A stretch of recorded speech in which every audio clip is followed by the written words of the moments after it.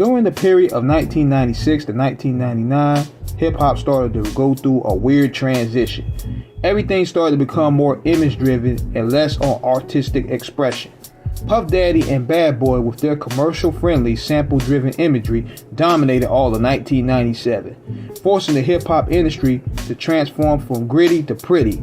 Hip-hop was no longer about lyricism, it was about who had the most money. Puff was seen as the antichrist of hip-hop pursuits, and this forced many artists to pretty much compromise to stay relevant. Come on and keep it moving, keep it moving, come on and keep it moving, keep it moving, come on and keep it moving. Pimp that shine, floors to a T. Ask yourself, can you ball like me? It's nothing that an amateur could try to see. Even hosts with the most step carefully. Around me, abide by the rules, you know. Disturb my groove and you got to lay low. Geronimo will have you in the cut, hawk tie. But now let's call it Suki. Got me booty banging properly. In Versace pants, cocky, bow-legged stands, a thing of beauty. Watch you, body crazy. Burn like nature, foxy, nods and lazy. Truly reasonable.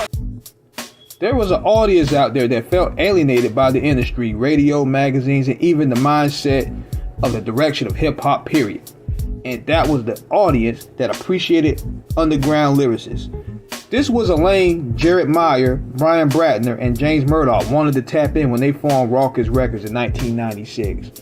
Rawkus started by selling 12-inch vinyls and release of music punk acts. But it was hip-hop, which was becoming more of a face of modern culture. They knew they had to readjust the direction and find rappers that not only were superiorly skilled, but also had the ability to sell records. And this is where they added Mos Def and Talib Kweli, formerly known as Black Star, at the label's first signees.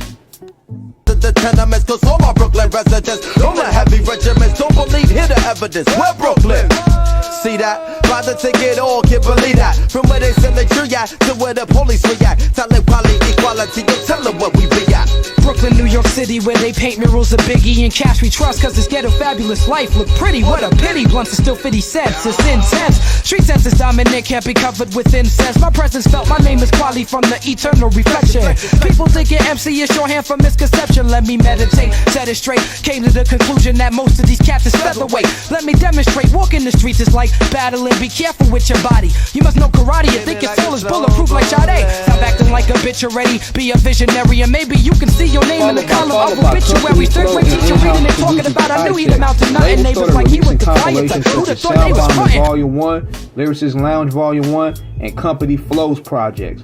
The compilations were done to showcase the nicest rappers of the underground, as well as giving light to veterans such as R.A. the Rugged Man, Kool Keith, Adolf the Assassin, and Thurston Howard III.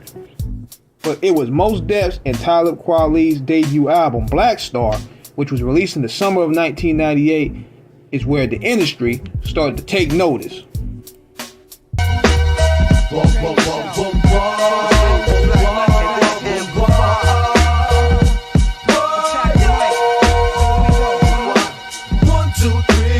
Mos Def and Talib Kweli, we came to rock it on to the tip top. Best alliance in hip hop. Y-O-O, I said 1, 2, 3. Black Star's debut was the groundbreaking record that the label needed to gather a lot of interest. The chemistry between Mos and Talib Kweli immaculate throughout the album. Mos Def's style was conscious, smooth, and fluid. Talib's flow, on the other hand, and brought an element of social consciousness and could complement his boom-bap flow with high-text, distinct production.